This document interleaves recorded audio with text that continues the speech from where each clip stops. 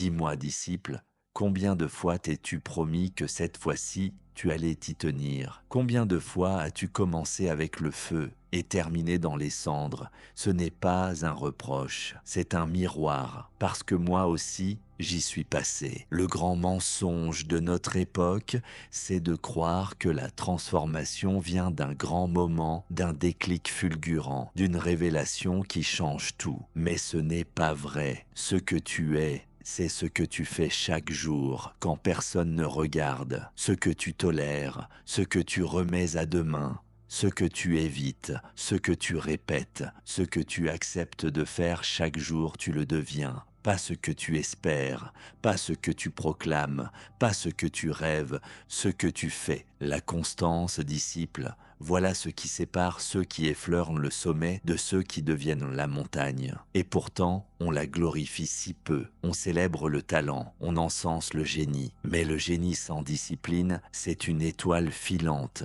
éphémère, inutile. La constance, elle, est une étoile du matin, discrète, fidèle, infaillible. Le moine zen se lève à la même heure, il balaie la même cour, il s'incline devant le même silence, pas pour le monde, pour sa propre voix. Chaque rituel est un acte d'amour, une offrande silencieuse envers l'invisible, vers ce que tu veux incarner, pas juste souhaiter. Tu penses que la discipline est une prison, c'est faux. L'indiscipline, elle, est une prison dorée. Tu peux t'y perdre des années, tu peux sourire en surface et mourir à petit feu à l'intérieur. La vraie discipline, elle, est une libération parce qu'elle te redresse, parce qu'elle te rappelle qui tu veux être, surtout les jours où tu l'as oublié. Ne cherche plus de motivation, cherche la fidélité, ne cherche plus l'inspiration, cherche l'engagement, ne cherche plus à sentir, commence à honorer.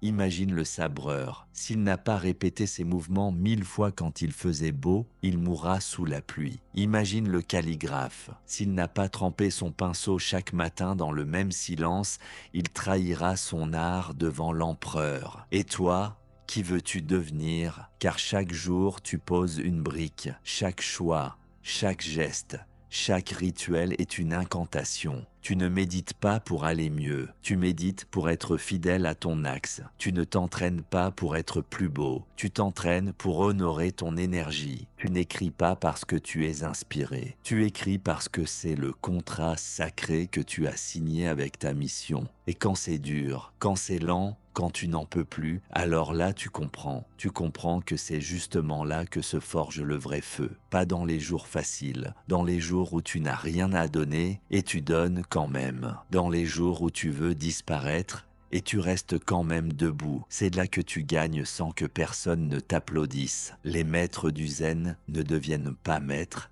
à force de comprendre, ils deviennent maîtres à force de revenir, encore et encore et encore, au souffle, à la posture, à l'essence. Toi aussi reviens à ton écriture, à ton silence, à ton corps, à ton chemin. Ne trahis pas ton âme pour un confort momentané, car tu peux te trahir chaque jour sans t'en rendre compte. Et un jour tu te réveilles et tu ne reconnais plus ton propre reflet, pas à cause d'un grand drame, juste à cause de l'érosion lente de la fidélité. Alors aujourd'hui, commence ou recommence. Retiens ceci, la discipline, c'est l'amour qui s'écrit dans l'action. Pas besoin qu'elle soit parfaite, juste sincère, juste fidèle, juste répétée. Le moine ne cherche pas la perfection, il cherche la présence. Le sabreur ne cherche pas à impressionner, il cherche la justesse.